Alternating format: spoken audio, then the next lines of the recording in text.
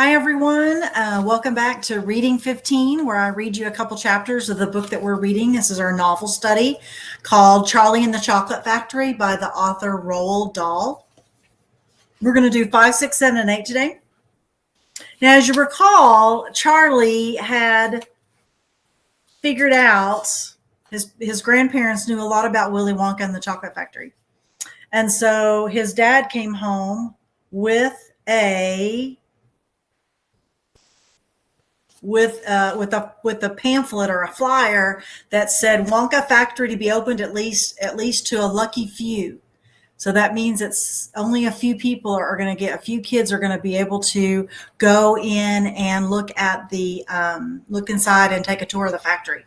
So chapter 5 says, called The Golden Tickets. You mean people are actually going to be allowed to go inside the factory? Cried Grandpa Joe. Read us what it says quickly. All right, said Mr. Bucket, smoothing out the newspaper. Listen. Evening Bullet. Mr. Willy Wonka, the candy-making genius whom nobody has seen for the last 10 years, sent out the following notice today. I, Willy Wonka, have decided to allow 5 children, just 5, mind you, and no more, to visit my factory this year. These lucky 5 will be shown around personally by me, and they will be allowed to see all the secrets and the magic of my factory. Then at the end of the tour, as a special present, all of them will be given enough chocolates and candies to last them for the rest of their lives. So watch out for the golden tickets. 5 golden tickets have been printed on golden paper, and these 5 golden tickets have been hidden underneath the ordinary wrapping paper of 5 ordinary chocolate bars. These 5 candy bars may be anywhere, in any shop, in any street, in any town, in any country in the world, upon any counter where Wonka's candies are sold, and the 5 lucky finders of these golden tickets are the only ones who will be allowed to visit my factory and see what it's like now inside. Good luck to you all and happy hunting, signed Willy Wonka. The man's dotty, muttered Grandma Josephine. He's brilliant, said Grandpa Joe. He's a magician. Just imagine what will happen now. The whole world will be searching for those golden tickets. Everyone will be buying Wonka's candy bars in the hope of finding one. He'll sell more than ever before. Oh, how exciting it would be to find one. And all the chocolate and candies that you could eat for the rest of your life for free, Grandpa George said. Just imagine that. They have to deliver them in a truck, said Grandma Georgina. It makes me quite ill to think of it, said Grandpa Josephine. Nonsense, cried Grandpa Joe. Wouldn't it be something, Charlie, to open a bar of candy and see a golden ticket glistening inside? It certainly would, Grandpa, but there isn't any hope, Charlie said sadly. I only get 1 bar per year on my birthday. You never know, darling, said Grandma Georgina. It's your birthday next week. You have just as much a chance as anybody else. I'm afraid that isn't simply true, said Grandpa George. The kids who are going to find the golden tickets are the ones that can afford to buy candy bars every day. Our Charlie gets one a year. There isn't any hope. Chapter 6. The first 2 finders of the chocolate bars, of the golden tickets. The very next day, the first golden ticket was found. The finder was a boy called Augustus Gloop, and Mr. Bucket's evening newspaper carried a large picture of him on the front page. The picture showed a 9-year-old boy who was so enormously fat, he looked as though he had been blown up with a powerful pump. Great flabby folds of fat bulged out from every part of his body, and his face was like a monstrous ball of dough with 2 small, greedy, curranty eyes peering out upon the world. The town in which Augustus Gloop lived in, the newspaper said, had gone wild with excitement over their hero. Flags were flying from all of the windows. Children had been given a holiday from school, and parade was being organized in honor of the famous youth. I just knew Augustus would find a golden ticket, his mother told the newspaperman. He eats so many candy bars a day that it's almost impossible for him not to find one. Eating is his hobby, you know. That's all he's interested in. But still, that's better than being a hooligan and shooting off zip guns and things like that in his spare time, isn't it? And what I always say is he wouldn't go on eating like he does unless he needed nourishment. Would he? It's all vitamins anyway. What a thrill it will be for him to visit Mr. Wonka's famous factory. We're just proud as we can be. What a revolting woman, said Grandpa Josephine. And what a repulsive boy, said Grandma Georgina. Only 4 golden tickets left, said Grandpa George. I wonder who'll get those. And now the whole country, indeed, the whole world seems suddenly to be caught up in a mad candy buying spree. Everybody's searching frantically for those precious remaining tickets.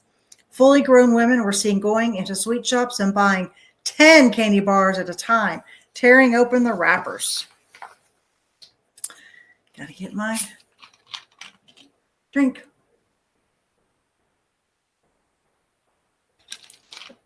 So once the first chocolate bar was found in the with the golden ticket, it was a crazy, crazy madhouse. Okay, so fully grown men were seen going into sweet shops, and buying 10 Wonka candy bars and tearing them up right then to find the golden paper. Children were taking hammers and smashing their piggy banks and running out to shops with handfuls of money. In one city, a famous gangster robbed a bank of $5,000 and spent the whole lot on candy bars that same afternoon. And when the police entered his house to arrest him, they found him sitting on the floor amidst mountains of candy, ripping off the papers with the blade of a long dagger. In far-off Russia, a woman called Charlotte Roos claimed to have found the second ticket, but it turned out to be a fake. In England, the famous scientist Professor Foulbody invented a machine which would tell you at once whether, without opening the wrapper, if the candy bar was there with a golden ticket underneath it. The machine had a mechanical arm that shot out with a tremendous force and grabbed hold of everything that had the slightest bit of gold inside of it. And for a moment, it looked like the answer to everything. But unfortunately, while the professor was showing off the machine to the public at the candy counter, the mechanical arm shot out and grabbed the gold filling in the back tooth of a duchess who was standing nearby. There was an ugly scene. The machine was smashed by the crowd. Suddenly, on the day before Charlie Bucket's birthday, the newspapers announced that the second golden ticket had been found. The lucky person was a small girl called Veruca Salt, who lived with her rich parents in a great city far, far away.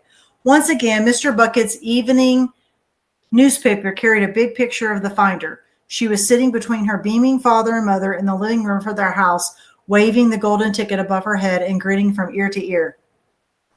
Veruca's father, Mr. Salt, had eagerly explained to the newspapermen exactly how the ticket was found.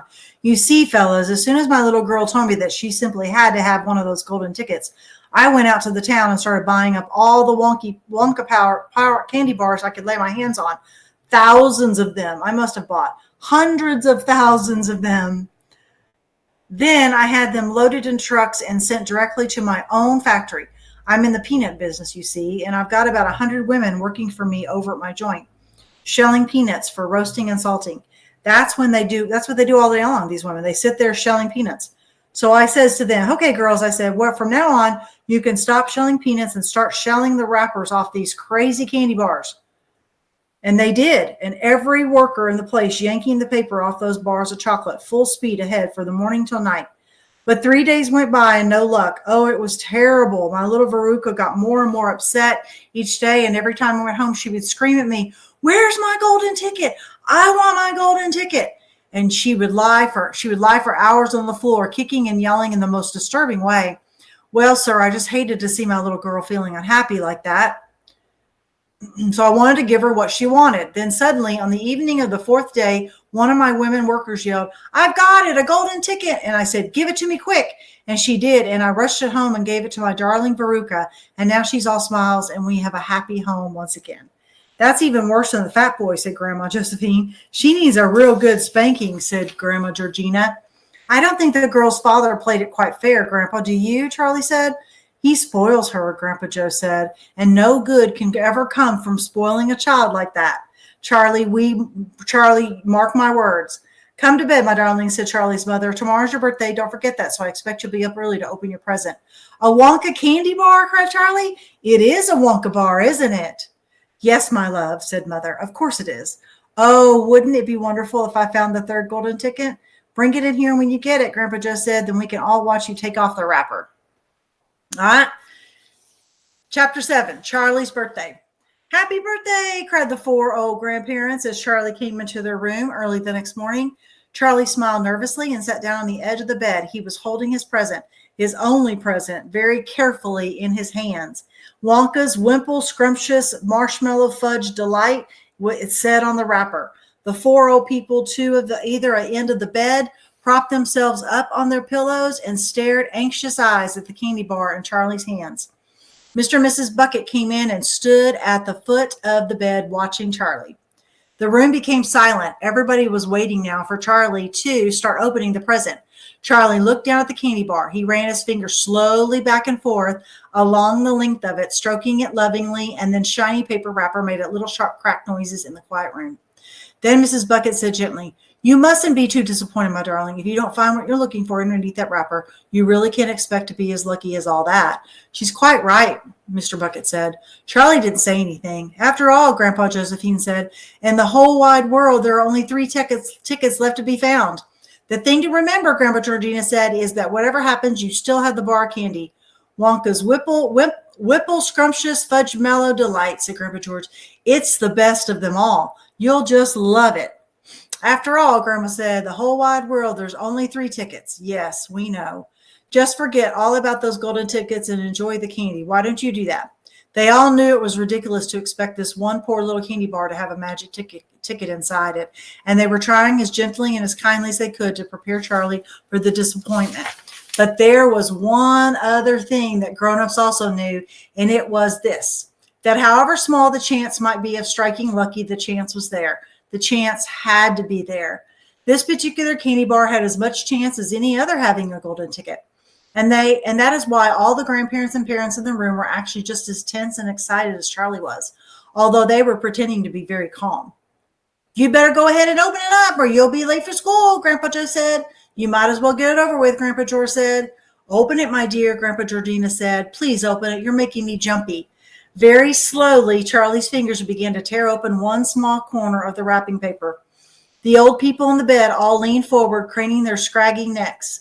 Then suddenly, as though he couldn't bear the suspense any longer, Charlie tore the wrapper right down the middle, and on his lap, there it fell, a light brown, cream-colored chocolate candy bar, but there was no sign of a golden ticket anywhere. "Well, that's that," said Grandpa Joe brightly. "It's just what we expected." Charlie looked up. 4 kind old faces were watching him intently from the bed. He smiled at them, a small, sad smile. And then he shrugged his shoulders and picked up the candy bar and held it out to his mother and said, Here, Mother, have a bit. We'll share it. I want everybody to taste it." "Certainly not," said Mother. "Oh," and the others all cried, No, we wouldn't dream of it. It's all yours." "Please," begged Charlie, turning around and offering it to Grandpa Joe. But neither he nor anyone else could even take a tiny bite.